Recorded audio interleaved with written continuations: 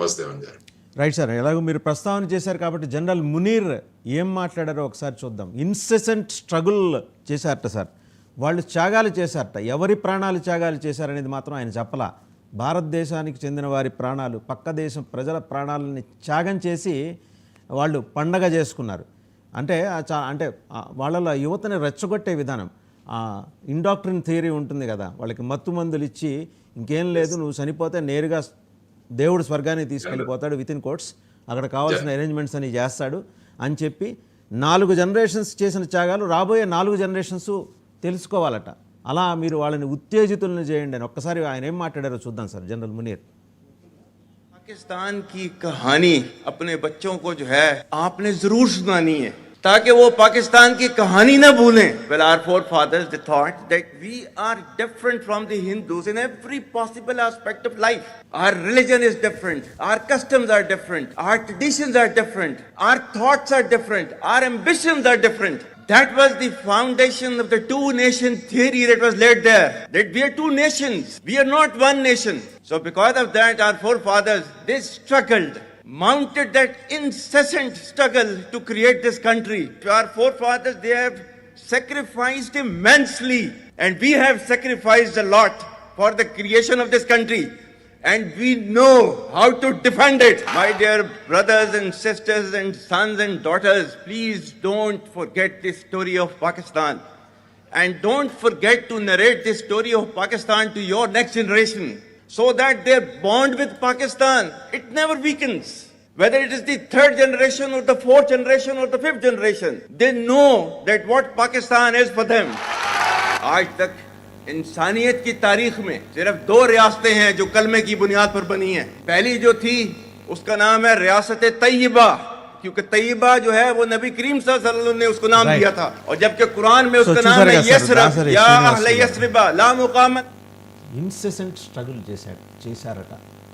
అంటే మిమ్మల్ని చంపేసి దాని మీద నేను సౌధం నిర్మించుకుంటాను అనే పద్ధతిలో ఎవరి ప్రాణాలని ఎవరి శరీరాలని త్యాగం చేసి వాళ్ళు ఆ దేశం నిర్మించుకున్నారు. ఏ ముహూర్తంలో ఆ దేశం పుట్టిందో తెలియదు, కానీ బహుశా ఈ తరహా టెర్రరిస్టులు ఒక దేశాన్ని పరిపాలించడం అనేది 197 దేశాల్లో ఆ ఫెసిలిటీ కేవలం పాకిస్తాన్లోనే ఉన్నట్టు కనిపిస్తుంది. ఇరాన్ అయితే దౌత్యపరంగా ఒక హెచ్చరిక స్పష్టంగా జారీ చేసింది, ఒళ్ళు దగ్గర పెట్టుకొని వ్యవహరించు అని. సో ఇస్లామిక్ కంట్రీస్ కూడా భారతదేశానికి సపోర్ట్ రావటం, including Taliban government, it has extended it's solidarity. ఇవన్నీ జరిగిన తర్వాత సౌదీ రాజు అయితే చాలా సౌహార్దపూర్వకంగా ప్రధానమంత్రి మోడీకి మద్దతు పలికింది.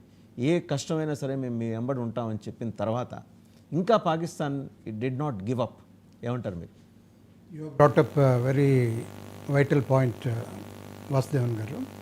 Pakistan has become a hub of training ground for terrorists. There is no doubt about it. They have been doing it for their survival as well as to disturb the peace at the international level. Laxman garu mention చేసినట్టు, మీరు mention చేసినట్టు, మొట్టమొదటిగా ఈ tourist ఎవరైతే వాళ్ళ ప్రాణాలు కోల్పోయారో ఈ terror అటాక్లో వాళ్ళకి శ్రద్ధాంజలి ఘటిస్తూ వారి కుటుంబాలకు కండోలెన్సెస్, డీపెస్ట్ కండోలెన్సెస్ చెప్తూ మీరు రైజ్ చేసినటువంటి 2 ఇష్యూస్. 2 నేషన్ థియరీ, ఇక్కడ మనం అంబేద్కర్ గారిని తప్పనిసరిగా ప్రస్తావించాల్సినటువంటి అవసరం. ఆయన ఆ రోజే చెప్పాడు, ఈ was not in agreement with the concept. అలా చేయదలుచుకుంటుంటే ఇండియాలో ఉన్నటువంటి ముస్లిమ్స్ను కూడా పాకిస్తాన్ పంపిద్దాం, అక్కడ ఉన్నటువంటి హిందువులందరినీ మనం తీసుకుందాం. ఆ రోజు మనం ఆ మాట వినకపోవటం అనేటటువంటిది మనం చేసినటువంటి పెద్ద తప్పిదం అని నా ఉద్దేశం. మహానుభావుడు అంబేద్కర్ చెప్పింది కరెక్ట్. అంబేద్కర్ చెప్పింది దాని ఫలితం ఇప్పుడు ఈరోజు అనుభవిస్తున్నాం. ఇప్పుడు మన శరీరం మీద ఒక పుండు చేసుకొని ఆయింట్మెంట్ ఎక్కడో అప్లై చేస్తూ ఆ పుండు మానటం లేదు అనేటటువంటి రిగ్రెషన్ను గత 3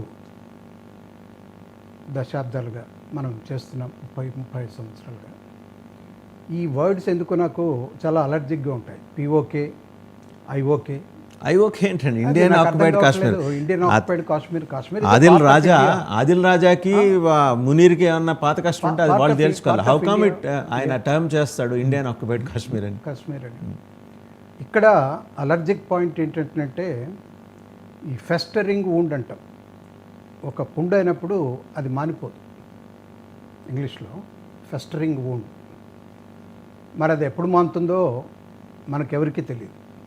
అంతవరకు మనము నిగ్రహం పాటించి, మనకి ఇండియన్ సివిలైజేషన్లోనే ఒక కల్చరల్ బ్యాక్గ్రౌండ్ ఉంది మనకు. ఎవరు మన మీద ఎన్ని దాడులు చేసినా, ఎన్నిసార్లు మనల్ని ఇబ్బంది పెట్టినా కూడా ఓర్చుకొని సర్వైవ్ అవుతున్నాం. కాబట్టి 5,000 సంవత్సరాలుగా మన కల్చర్ని మనం నిలబెట్టుకోగలుగుతున్నాం, హిందూ కల్చర్.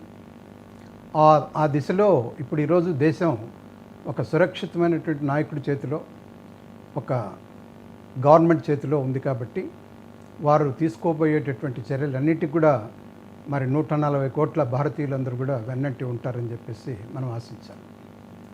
అసలు విషయానికి వస్తే, ఈ పాకిస్తాన్ మాకు సంబంధం లేదు అనటం అనేటటువంటిది ఎవరు నమ్మరు.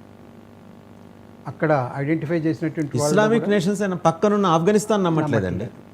సరే, ఆఫ్ఘనిస్తాన్ మీరు మెన్షన్ చేశారు కాబట్టి ఈరోజు ఆఫ్ఘనిస్తాన్ తన సర్వైవల్ కోసము, వరల్డ్ రికగ్నిషన్ కోసము మనకు సపోర్ట్ చేస్తుంది అనేటటువంటిది ఇండైరెక్ట్గా నేను అనుకుంటున్నాను. వెరీ ట్రూ అండి. కానీ వాళ్ళు సప్లై చేసేటటువంటి ఆయుధాలు ఏవైతే ఉన్నాయో, అమెరికా వాళ్ళ దేశాన్ని వదిలిపెట్టిపోయేటప్పుడు తాలిబాన్లు రికగ్నైజ్ చేసినప్పుడు వాళ్ళు వదిలినటువంటి ఆ వెపన్స్ ఏవైతే ఉన్నాయో, డెడ్లీ వెపన్స్, అవి పాకిస్తాన్ ద్వారా ఈ ప్రాంతానికి వచ్చాయి.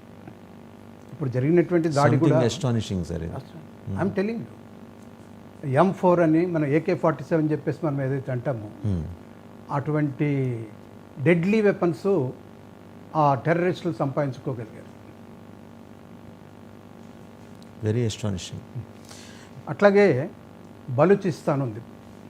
మనకు ఎట్లాగైతే కాశ్మీర్ ఒక ఇష్యూనో, మరి పాకిస్తాన్ కూడా బలూచిస్తాన్ ఒక ఇష్యూ.